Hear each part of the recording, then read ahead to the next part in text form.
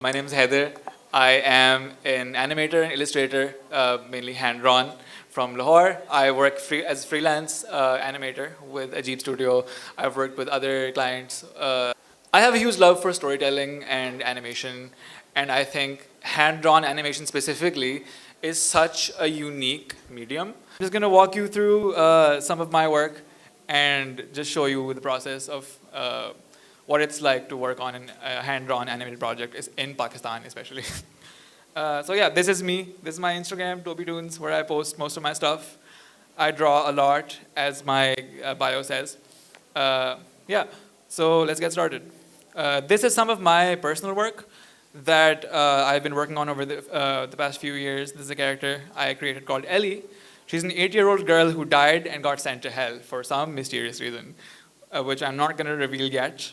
I want this to eventually be either like a feature film, like an animated feature film, or maybe an animated series, something of the sort. I don't have it figured out quite as much yet, because animation hand-drawn, especially Pakistan mein karna, is not an easy task. Yeah, it's very time-consuming, but it's very fun. And I think I'm very happy to have a platform to sort of talk about it. Yeah, so that is some of my personal work. And now moving on to the video that Ajeeb just mentioned. Rutaba Yuku, she's a very cool artist, very cool song. When Ajeeb sent it to me, I was floored because of how catchy it was. I'm very excited for people to hear it and to see my work on it. This is where it started. This is the storyboard that Ajeeb initially sent me that was created by Soha. Somebody's also working at Ajeeb. So yeah, that's a very cool start. And what I wanted to do was to sort of take you step by step through the process and show you how much of a collaborative process this is and how much things change from beginning to end.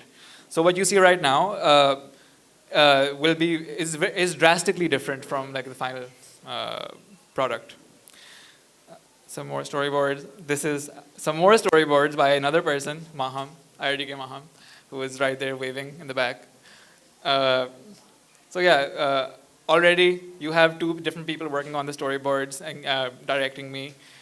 And then I have to get to start with figuring out the visuals for the video.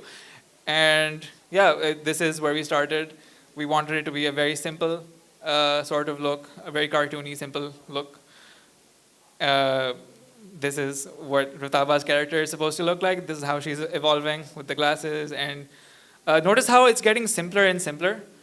That's something that you might not realize as with frame-by-frame animation, because it's frame by frame. You have to draw every single frame separately.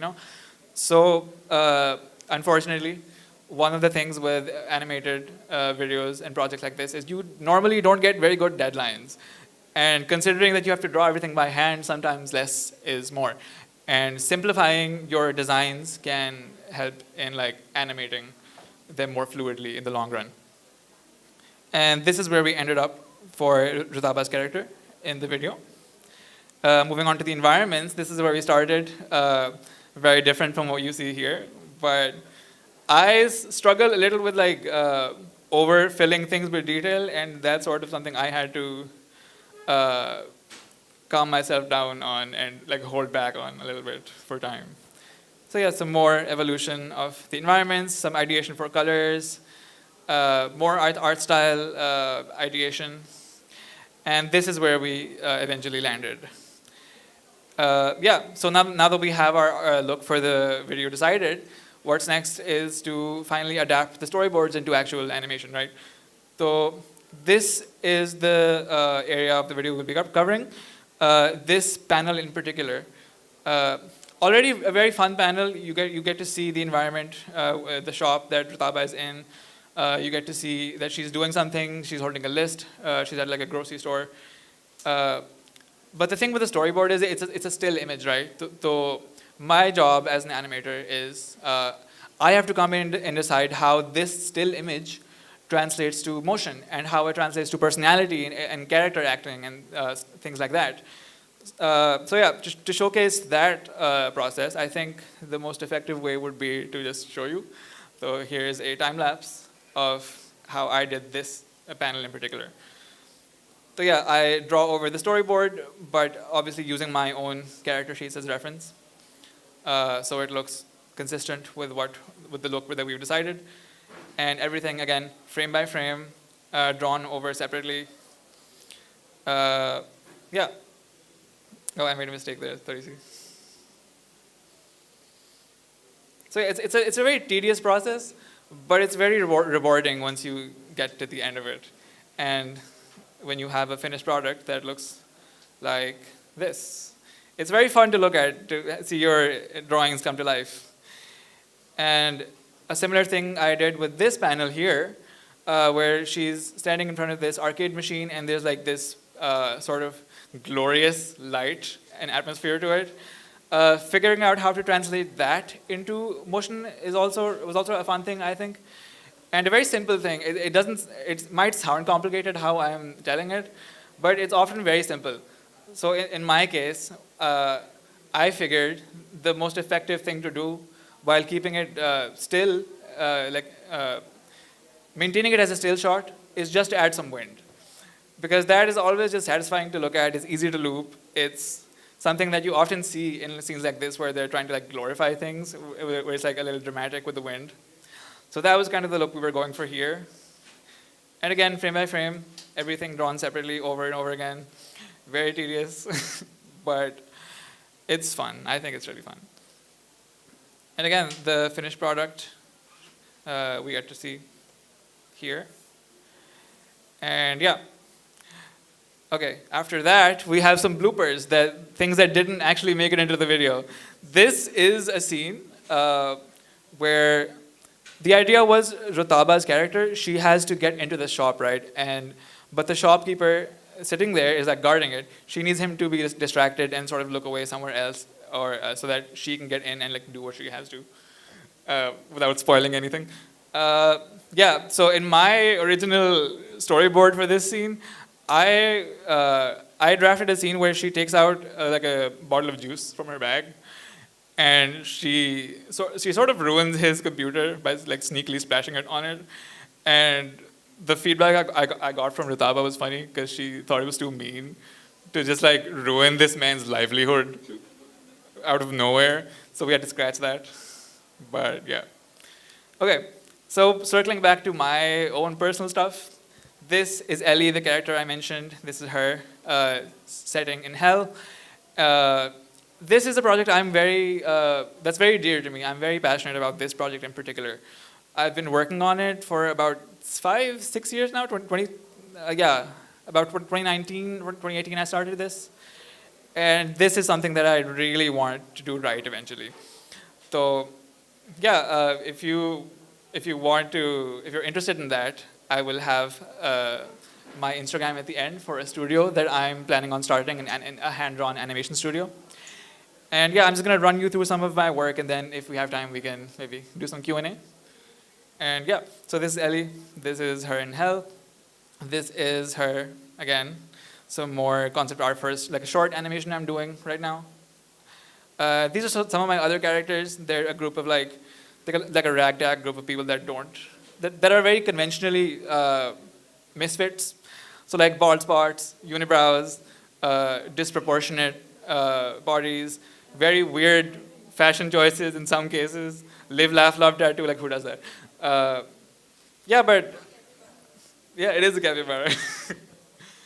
So I really enjoy creating characters that are very unusual.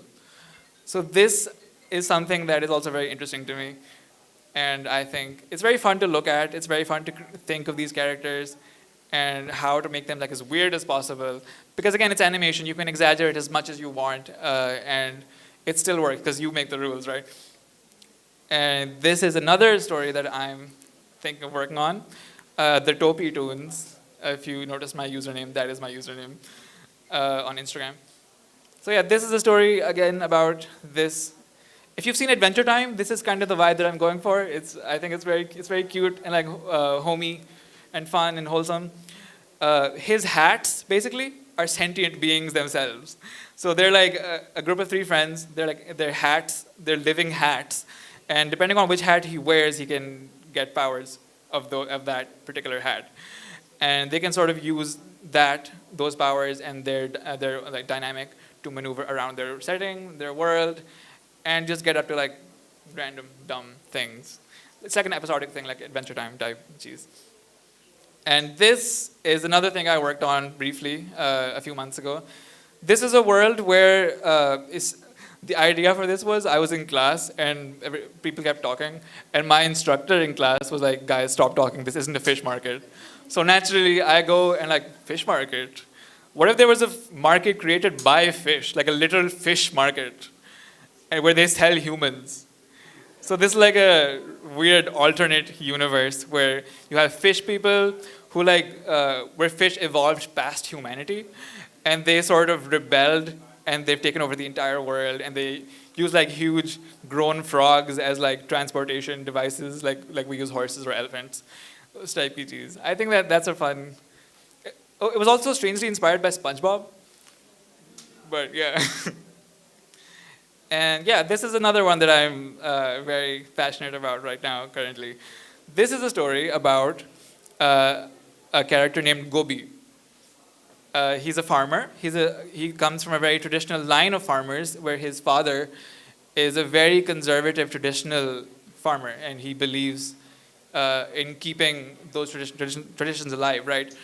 But Gobi, who's like a young adult, teenager sort of age group, he was born with the ability to talk to plants, and like he believes that plants are sentient, and he also has the ability to give plants life, like human life. He can give them proper sentience, and that's where him and his dad sort of collide, and they have conflict over whether or not it's okay to play God like that and give things life that aren't already living in like our traditional sense.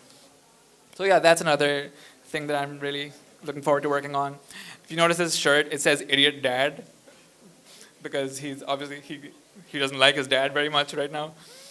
But yeah, and yeah, this is again Ellie, some animation work that I've been practicing. Smears are a really fun way to make your animations pop out, and this was just some experimentation with that. And yeah, that is basically my work. This is my studio that I'm planning on opening eventually. It's called Topi Studio. If you want to check it out, this is my profile. And yeah, that's about it. If anybody has any questions.